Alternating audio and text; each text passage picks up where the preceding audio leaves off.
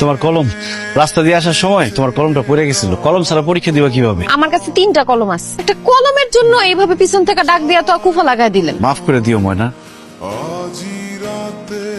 আচ্ছা শিমুল ভাই, আপনারা সব সময় দেখিয়ে যে রাস্তাঘাটে দাঁড়ায় থাকেন, আবার স্কুল কলেজের সামনে দাঁড়ায় থাকেন, আপনি কি কাজ কাম কিছু করেন না? আর কাজ কাম করে খাওয়া মুখারে, ঘরে তো আর বউ নাই। মনের মতো একজনকে বিয়ে করে ঘরে তুইলা তারপরে কাজ কাম করুন। কাজ কাম না করলে ভালো কোনো মেয়ে আপনারা বিয়ে করবো? বেকার ছেলেরে কোনো ভালো মেয়ে বিয়ে করতে চায় না।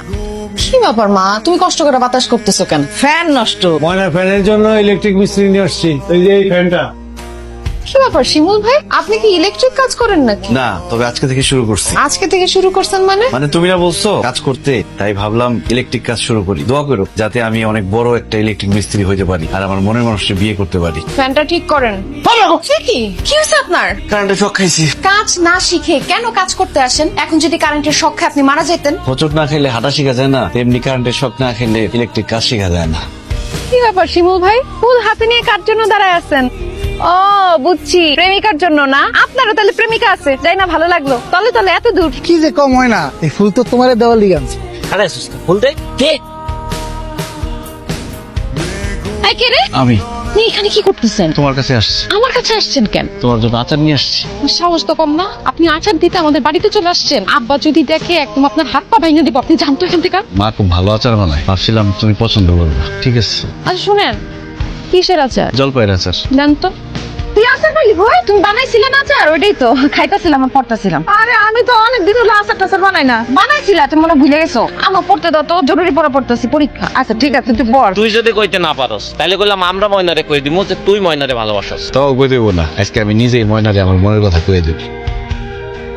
তোমার ময়না কার সাথে গেল বাইকে? যেভাবে হাসতে হাসতে কথা কইতে কইতে গেল, আমি নিশ্চিত ওই পোলা ময়নার প্রেমিক। কিরে, তারে খুঁজোস? বুঝছস না, শিমুল ভাইরে খুঁজতেছে। আরে ধুর, তারে খুঁজি না, চল।